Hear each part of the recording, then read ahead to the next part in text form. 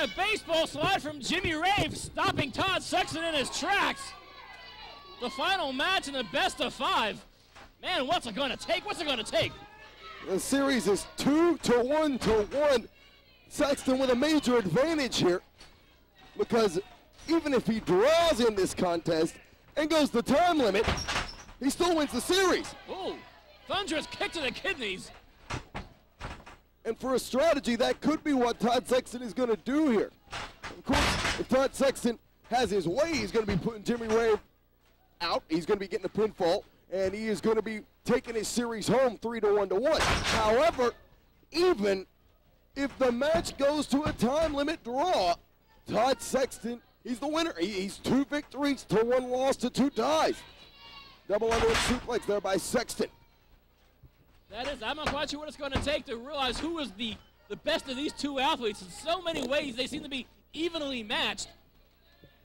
But the last confrontation between these 2, we saw Jimmy Rave take, of all things, a shortcut. Handful of tights, legs in the ropes. Frankly, very un-Rave-like. Well, something very uncharacteristic but then of again, Jimmy Rave. As they say, desperate men sometimes do desperate things. And he is very desperate. He's very desperate, Steven. There's a front layout suplex. Jimmy Rave continues his attack here. Off the rope, scales it again. Knee to the face.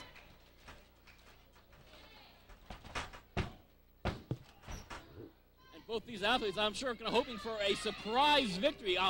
One of those moves that come out of the clear blue sky, which is definitely part of the artillery of both Rave and Sexton. But they've wrestled each other so many times now at this stage in the game. I think they're just so wise to each other's moves that there's so many. It seems like this series may come to a dead heat. Todd Sexton, fireman's carry into a gutbuster. Duck of a clothesline by Rave. Rave comes back, spinning tilt-a-whirl. Sexton counters that into a head scissors and takes him over into a head scissor arm bar submission. The left leg of Sexton trying to smash the head of Jimmy Rave into his own chest. Man, there's only so much pain that your spinal column can withstand here. Rave with those long, rangy legs gets one on the bottom rope. Sexton's going to have to break it. So says Wildside senior official Speedy Nelson, the long arm of the law. Note the subtext. Todd Sexton, he's measuring Jimmy Rave. Rave smart enough again to counter the super kick. One of Sexton's signature maneuvers and his tribute to his mentor. Big powerbomb by Jimmy Rave. Sexton kicks out. Man, 2.9 if you're going with decimals. All for naught. And Rave going back to square one. Seemingly when you have your opponent's number, they come back with something out of the clear blue sky. Both these guys so adaptable and so resilient. Todd Sexton now pounding Jimmy Rave. Big forearms into the ear and the temple of the original XTC Jimmy Rave. Rave's trying to set up Sexton. Overhead throw. Sexton pulled a shoulder roll at the last second. And Rave didn't see that, but he certainly felt the impact of that sunset bomb. And Rave hit head first, still managing to kick out. A lot of spirit left in the original XTC, that is for sure. But this definitely do or die. Oh my goodness, a tombstone from Jimmy Rave. Do or die for the original XTC. After a tombstone, Sexton rolls a shoulder. I'll be damned. And with all the injury talk on the wrestling front, that's one of the maneuvers that's being seriously considered as banned by all national wrestling governing bodies. Hell, maybe the Memphis folks were right in banning the pile driver way back when.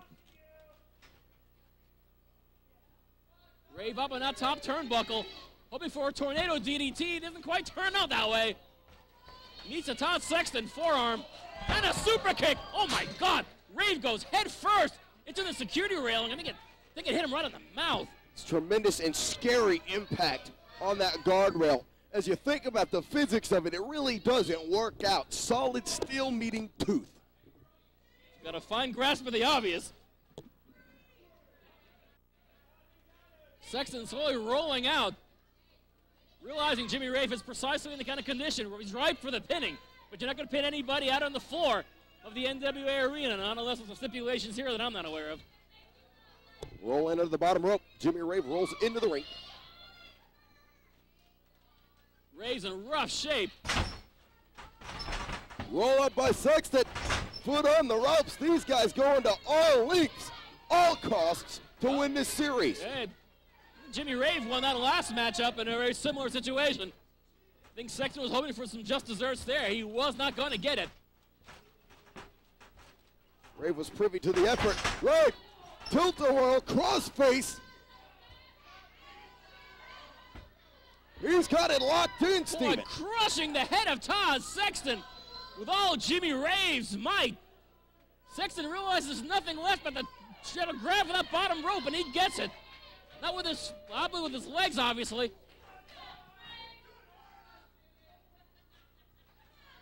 The match continues. Sexton able to break the crossface. And if Rave is frustrated, he's not showing it in his face. It's breaking down into forearms of the short jabbing variety.